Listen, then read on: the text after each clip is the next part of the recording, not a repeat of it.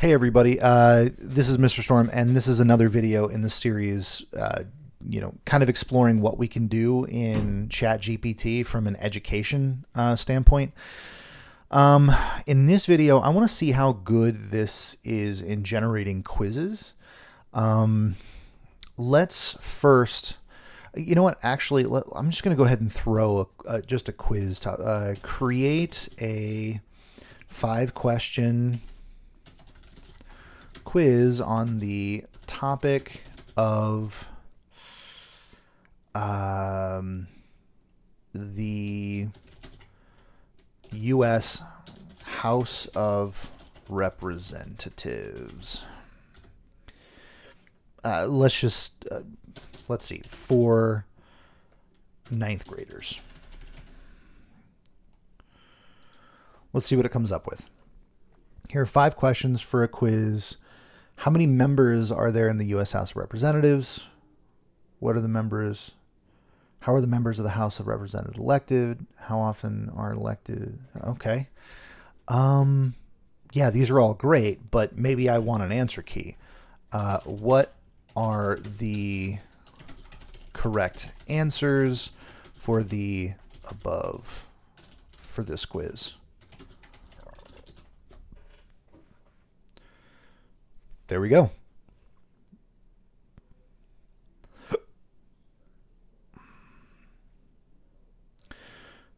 Perfect.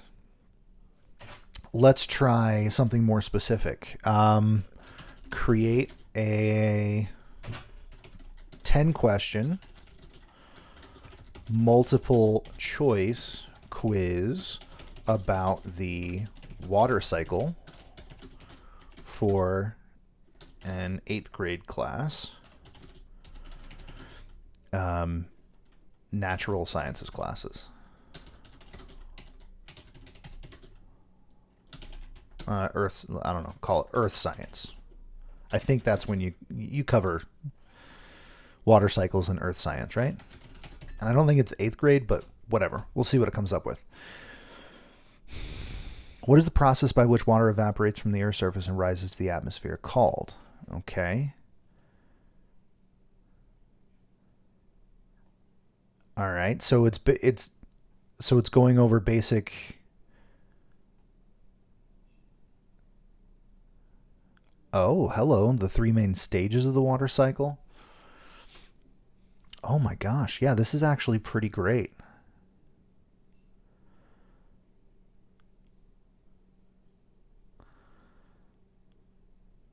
Now next, I'm going to have it generate an answer key for this quiz just to make sure that the answers aren't all like A. You know what I mean? Because that would be a bit, still it's creating the quiz. It's create an answer key for that quiz. Oh my gosh, yeah, there it is. There's the answer key. It's that simple, that easy. Now, let's say that's going to be my quiz. Create a lesson teaching me the content of that quiz. No. It's what? It's doing it. It goes over the vocabulary.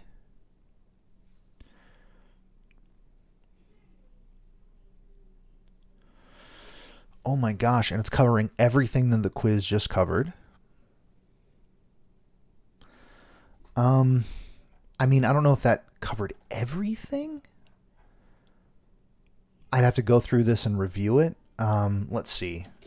Create a slide, or no, let's see, a guided notes for this lesson.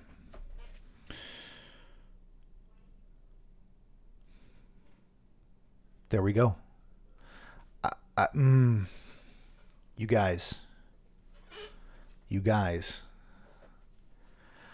I don't.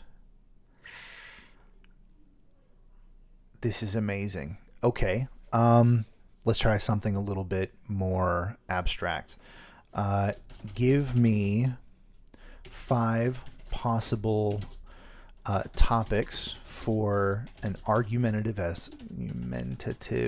essay for AP English.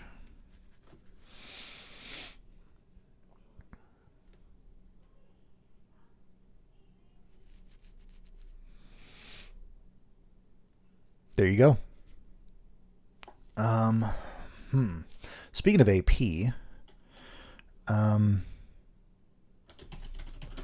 write a lesson.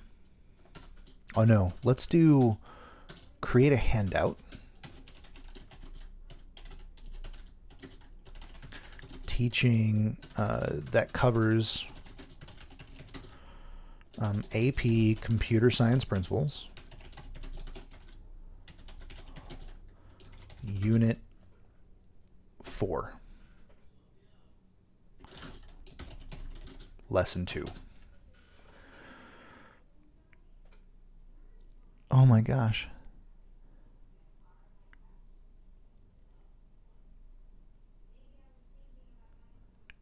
You guys.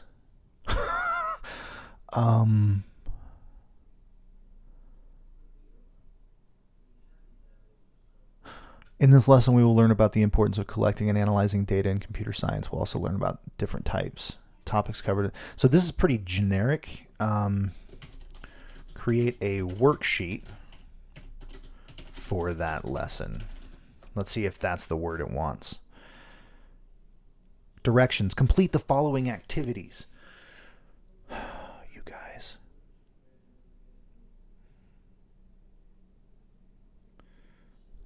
This is... Create a bar chart to visualize the data.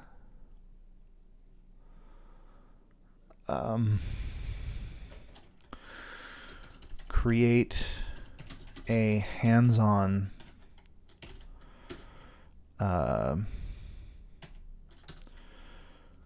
formative assessment that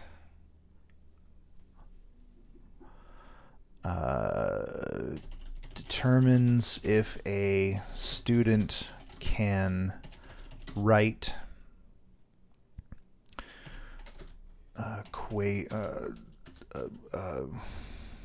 I don't know,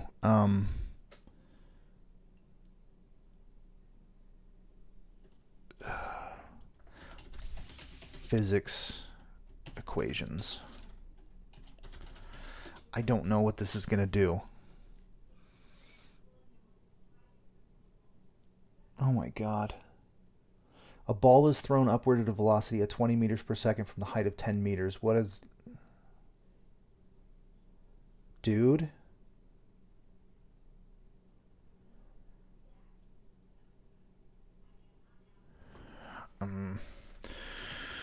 Create... let's see. Differentiate that lesson for a student with chunked assignments. I'm just testing the limits here. No. Okay, so it's given me these are the same questions. Is it going to do...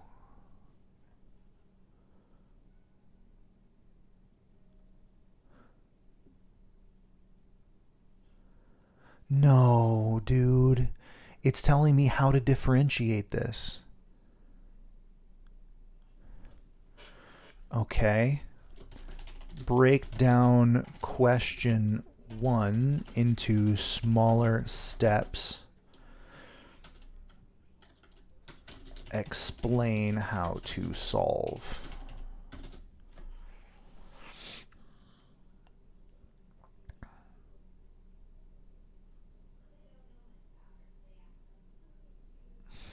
You guys. Oh, you guys. Look at this. The ball's height, h, is a variable we're trying to find. The time is a variable for the ball's height. Oh my gosh. Okay. Now, see, this is one of the limitations that I heard about with ChatGPT, but I'm not really noticing it. It's a language learning. It's a language. The words are flying out of my brain. I'm flabbergasted. But it's an AI that focuses on language. It's not so great at math, but I mean, I can't tell you if this is right or wrong because I'm not an expert in this area, but I mean, it's given me step-by-step instructions for how to solve that problem. Explain that like I'm a 5-year-old. No, dude, you're doing it. When something goes up or down, we can use a special equation to figure out how high or low it is at different times. We call this the kinematic equation. To use the kinematic equation, we need to know 3 things: the thing's starting height, its starting speed, and how fast it is going up or down. I can understand that. It gives me the equation, but it explains it in h stands for the thing's height. Fair enough. H0 stands for its starting height. You guys, are you kidding me right now? What is a fun activity to do with my students? Let's try to review, I don't know, copyright law.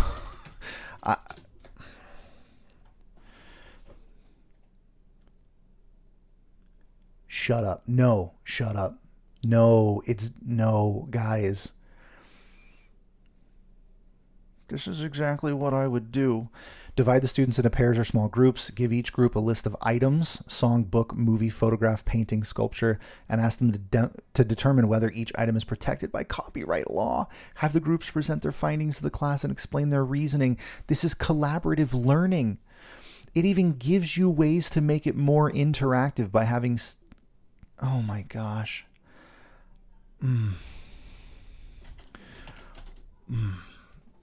Okay. Hello. I mean, I know this started out as an exploration of quizzes and stuff, but write 5 questions about the main themes presented in 1984, Chapter 2. No. Dude. How does the party control the population?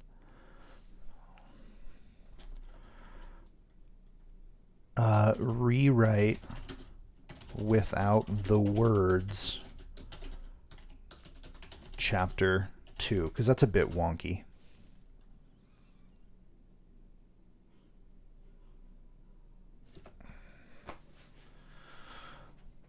You guys, shut up. Look at this.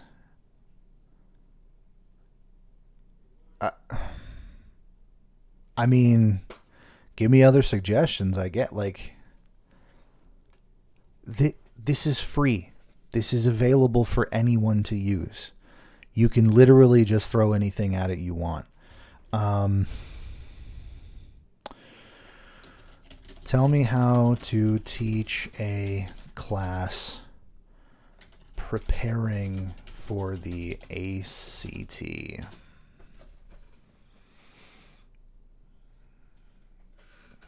Shut up. It's doing it. Look at this. Provide a review of the core content. Teach test taking strategies.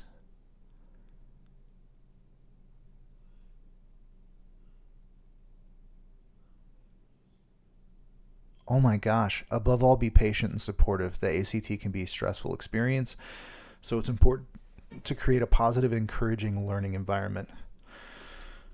What are the best classroom management strategies for a high school teacher?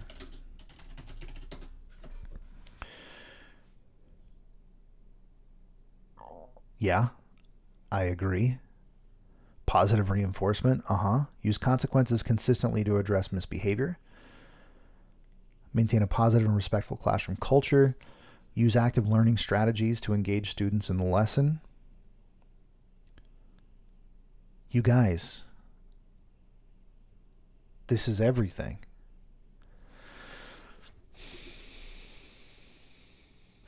I mean, it even...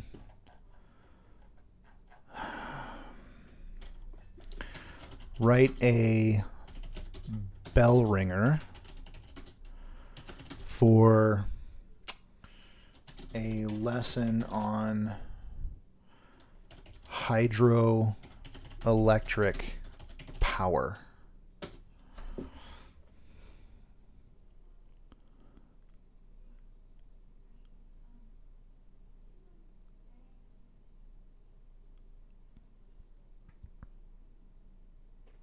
Shut your face. Write an exit ticket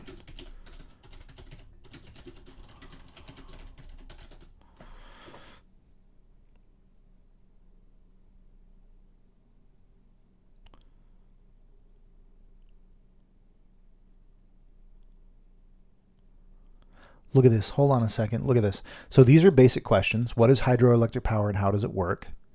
What are some advantages?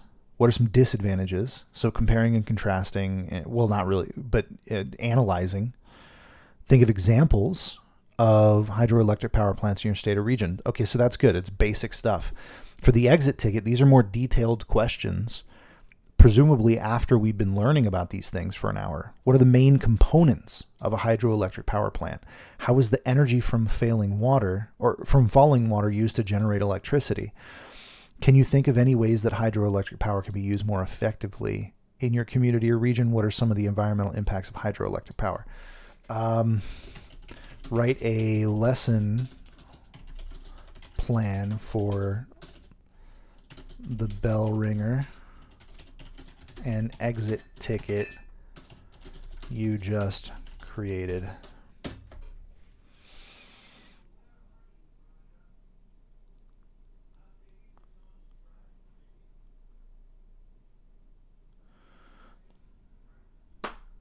There we go. Direct instruction. Like, it even understands what I mean by bell ringer. It's a warm-up.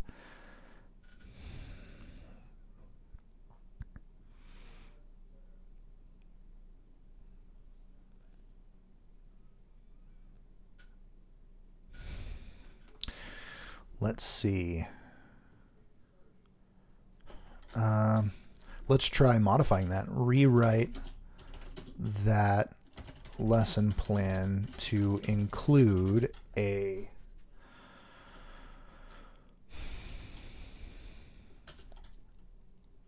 more group work.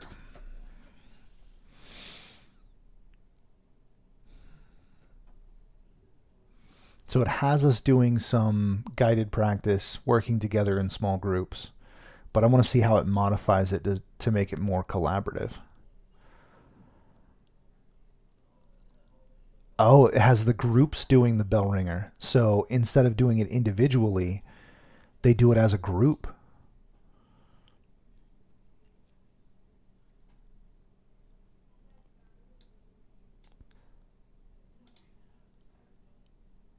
It did exactly what I asked it to do. All right. This is amazing. All right, I am going to cut this video here. Again, I just keep coming up with ideas of what we can use this for. And it's, okay, sorry, one more. I'm curious to see what it does for this. What's a fun way to teach about color theory without using visual aids. I know you would never do that. I want to challenge this thing. Yeah, see, it's not even recognized. So this would be a visual aid. So it's kind of, yeah, that's tough to do. But look at this though. This is actually a pretty good lesson for color wheel. Give them all colored cards of slips of paper representing different color. Have each group arrange the colors in a circle to present the color wheel. Have the students describe the relationship between the colors in their color wheel. For example, they might discuss how red. Generate some questions to ask during that lesson. Shut up. Nope. Look at this.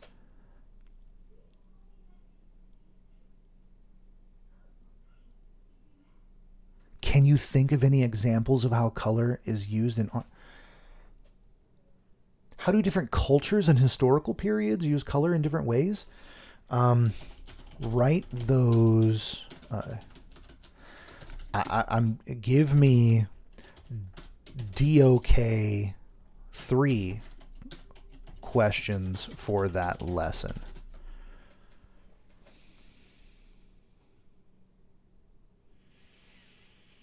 Oh my gosh.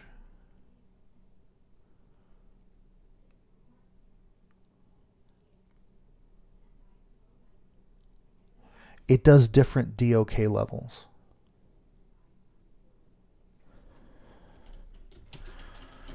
A Bloom's taxonomy breakdown for a lesson on the digital divide. I don't know. I'm just, oh my God, it just does it. It does everything I'm asking it to do. Remembering, understanding, applying, analyzing.